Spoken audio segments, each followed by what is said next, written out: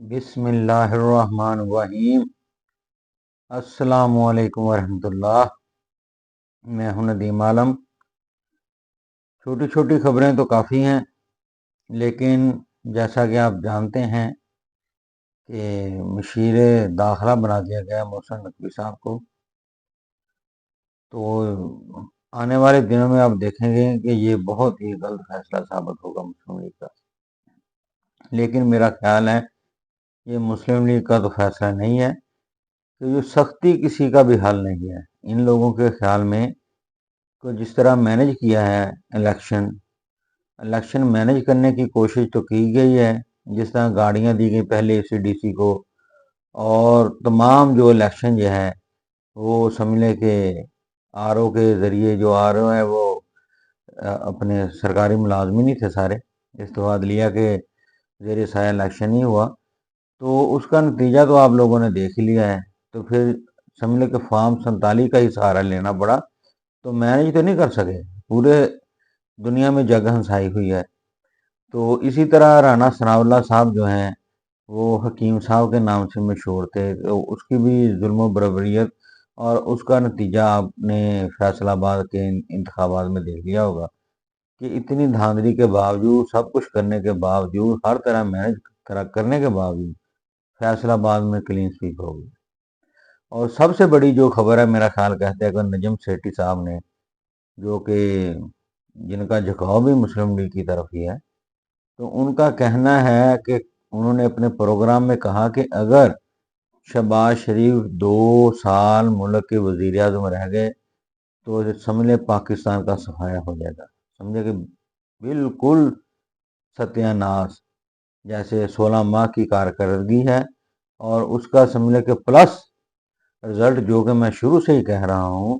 کہ یہ حکومت ڈیلیور نہیں کر سکتی، تو پھر اس کے بعد میں سمجھ لیں کہ جب چڑیاں چگ گئیں کھیت، بعد میں پچھتانے کا کیا فائدہ، کہ اس قسم کے کرپٹ لوگوں کو جو پاکستان پر مسلط کیا گیا ہے، کہ اب پرسوں ایک پروگرام میں علی زیدی صاحب فرما رہے تھے وہی باتیں جو میں پچھلے کافی عرصے سے کہہ رہا ہوں، کہ اپنا جتنی بھی جے آئی ٹی بنائی ہے، اپنا آصف زرداری صاحب کے خلاف بنائی ہے،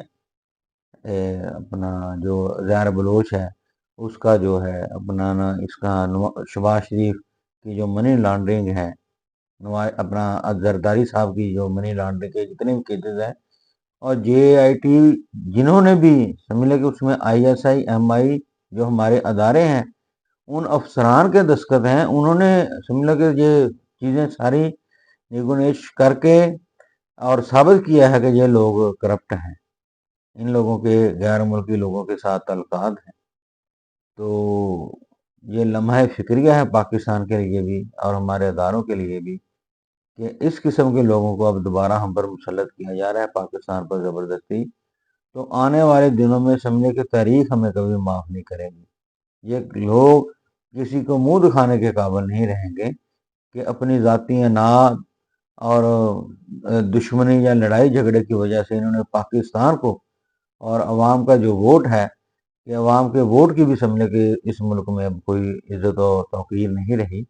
کہ عوام نے تو اس دفعہ ووٹ دیا ہے، نکل کے دیا ہے، اور دوبارہ کیا کریں گے۔ اب ہماری جو عدلیہ ہے، سب سے بڑا امتحان تو ہماری عدلیہ کا ہے، کہ ان کے بقول کہ جو نشستیں ہیں، اور کئی صحافی بھی بول رہے ہیں کہ یہ پی ٹی آئی کو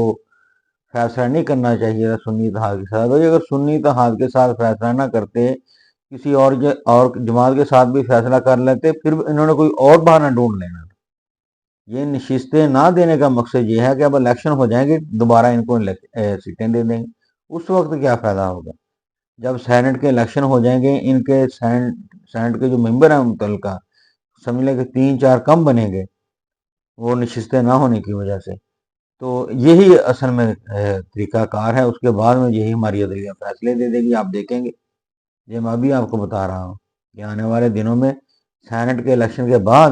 ان کو نشستیں مل جائیں گی، کیونکہ قانون ہی نہیں ہے، نشستیں کسی اور کو دے ہی نہیں سکتے ہیں۔ یہ ثابت ہے کہ پاکستان کے ساتھ سمجھ کہ اتنا کہ مذاق ہو رہا ہے جو سمجھ سے باہر ہے۔ تو اللہ تعالیٰ پاکستان پر رحم فرمائے، اور آخر میں بس اتنا ہی کہ جو حدیث مبارکہ ہے کہ مسلمان آپس میں بھائی بھائی ہیں، سونے نبی کا کہا تو نہیں نا غلط اترتا، کہ مسلمان آپس میں بھائی بھائی ہیں اور ایک دوسرے کو معاف کرنا چاہیے۔ اور اس دفعہ دیکھیں کہ اپنا غزہ میں جو مسلمان بھائی ہیں ہمارے، کیا وہ ہمارے بھائی نہیں؟ یہ ہمارے لیے شرم کا مقام ہے کہ اسماعیل ہانیہ نے ریکویسٹ کی ہے مسلمانوں سے کہ بھائی ہمیں کھانے کی ضرورت نہیں ہے، جس طرح امریکہ نے اور یورپ ان کے اپنا اسرائیل کے اتحادیوں نے ان کی مدد کی ہے اسلحے کے ساتھ ہر طرح سے، کہ اسی طرح ہماری بھی مدد کریں، ہمیں اسلحہ دیں، ہمیں خوراک نہیں چاہیے۔ کتنا بڑا ان کا حوصلہ ہے کہ حدیث کا مفہوم بھی ہے کہ بیت المقدس کے آخری دور میں بیت المقدس کے ارد گرد پکے اور سچے مسلمان رہیں گے۔ یہ اب وہ ثابت ہو گیا ہے، اور ہم لوگ صرف اپنی باتوں میں الجھے ہوئے ہیں، اور ذرا بھی پاکستان میں کس جماعت نے بھی سمجھ لے کہ بڑے پیمانے پر کوئی احتجاج کیا؟ ہم سے زیادہ تو غیر ملکی سمجھ لو کہ یہودیوں نے بھی احتجاج کیا، یہودی ملکوں، برطانیہ میں ہم سے بڑے احتجاج ہوئے ہیں، امریکہ میں ہم سے بڑے احتجاج ہوئے ہیں۔ ہم سے تو وہ لوگ اچھے ہیں جو کم از کم اپنی حکومتوں کو اس ظلم و بربریت کے ساتھ روک رہے ہیں، اور ہمیں پتہ بھی نہیں، ہم آپس میں اپنی لڑائیوں جھگڑوں میں پڑے ہوئے ہیں، ہمیں اپنے مسلمان بھائیوں کا پتہ نہیں۔ کوئی آپ ذرا سوچیں کہ آپ کا بھائی، آپ کا کوئی جگر کا گوشہ، جس طرح ان کے حالات ہیں اپنے فلسطینی بھائیوں کے، اگر آپ کے حالات ہوں تو آپ کیا کریں گے؟ شک ہوتا ہے کہ اب ہمارے جو حکمران ہیں، ہم لوگ مسلمان نہیں ہیں، تو میرا خیال کہتا ہے کہ جو کیٹیگریاں منافق کہیں اس میں تو نہیں، یہ غور کرنے کی